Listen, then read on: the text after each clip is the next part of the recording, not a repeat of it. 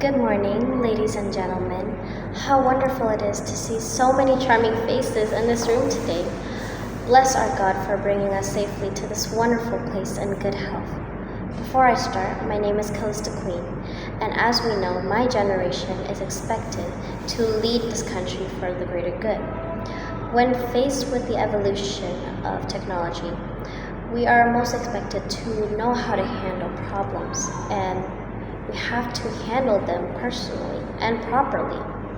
However, one problem about this generation is that it lacks the effort to read, making them vulnerable to the modern world's negative influence, and it could cause them to struggle with understanding basic elementary lessons. Sometimes this can make you wonder, what kind of generation will lead Jakarta to the next few decades? Basically, before technology was even born, back in the days, children had to depend on books, they had to depend on teachers to gain knowledge, and they had to read, understand, and search for information themselves. Meanwhile today, we can find almost anything within seconds. Just by searching on Google, Gemini, we can find the information that we need in just a few seconds. But this convenience can make us less willing to take the time and read and understand the information that we are gaining. With that said, in an era where information is easily accessible, making reading a regular habit can actually help individuals, especially the newer generation, to make better decisions and expand their perspectives and open their minds to a wide range of ideas, helping them both academically and personally. To understand why this is such a necessity for Jakarta's 500th anniversary, we must understand the importance of reading itself. First and foremost, reading broadens our knowledge. Books, articles, and other reading materials provide us with wide range of subjects. For example, science, technology, history, geography, all of that in a wide range and in a wider perspective. This knowledge could help us make better decisions, and it would allow us to personalize our lives and make it much better for our future. And of course, some may argue that searching the internet may be easier and much more efficient. But unfortunately, not every online information can be so easily trusted without having clear resources.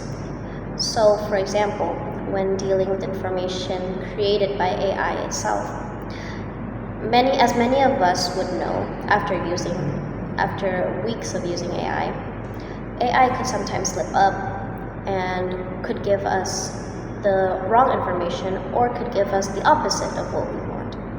Sure, we would have our answer in just a matter of seconds, but the problem doesn't lie in the AI itself, it lies in us, the consumer, and it lies on what we decide and will we decide to believe said information without proper research.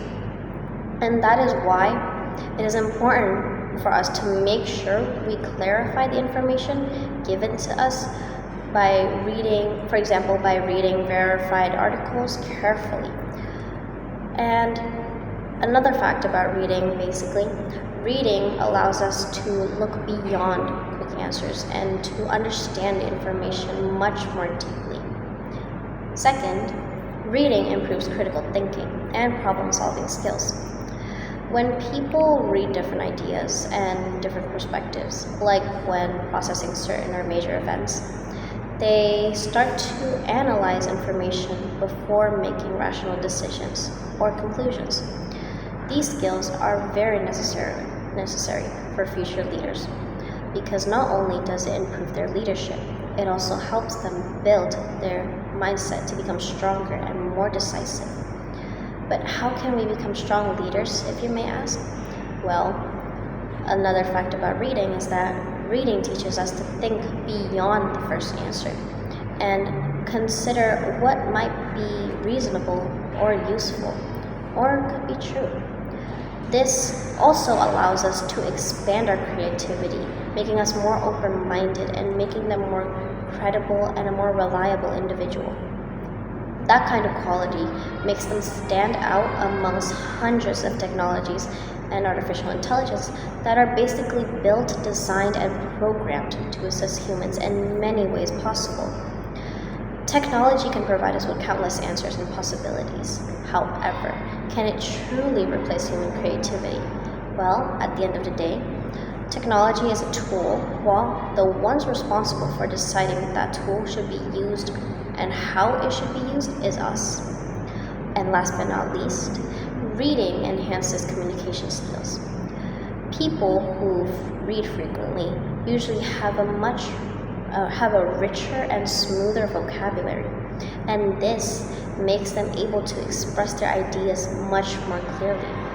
Good communication is a very important quality, especially when it comes to important business meetings, speeches, and many other public speaking events.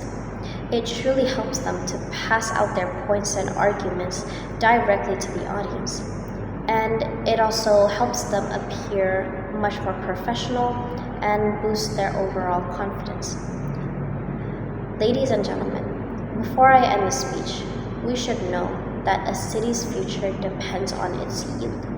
So let us choose not to read, not because we are pressured to, but because we choose that with every knowledge we gain, it can shape the person we become, to create credible human resources and invest in creating potential leaders who will guide Jakarta into a brighter and more incredible tomorrow. Considering that Jakarta's 500th anniversary is not only a celebration of how far our city has come, but also an opportunity to imagine where we want it to go. For instance, we can start by spending our leisure time reading. It doesn't have to take up long hours in a single day. Instead, it can start off small, like a few pages for a few minutes per day, and slowly you can add up per day. And it may seem insignificant to some people, but if you think about thousands of young people reading a single page every day, it can create a much bigger change than it is if one person does. That is why it is also important, because essentially, a city is not defined by the height of its buildings or the speed of its technology growth, but it's mostly defined by the quality of its people. And therefore, if we all dream of a Jakarta that is smarter, stronger, and much more developed, we should start by building a good habit of reading today. Let us turn every library into a center of opportunities for the younger generation to grow and build a better future for themselves. Let us not become a generation that only scrolls through the future like it's just another day in life, but a generation that learns and reads and thinks and leads it. So as we move towards Jakarta 500, let us remember that the future of Jakarta is not written by technology, AI, but it is written by the people who have the knowledge, the courage, and the imagination to shape it. And perhaps the first step towards the future is as simple as opening a book and turning the first page. Before I end my speech, I would like to sincerely thank the judges and the audience for listening to my speech. Once again, thank you.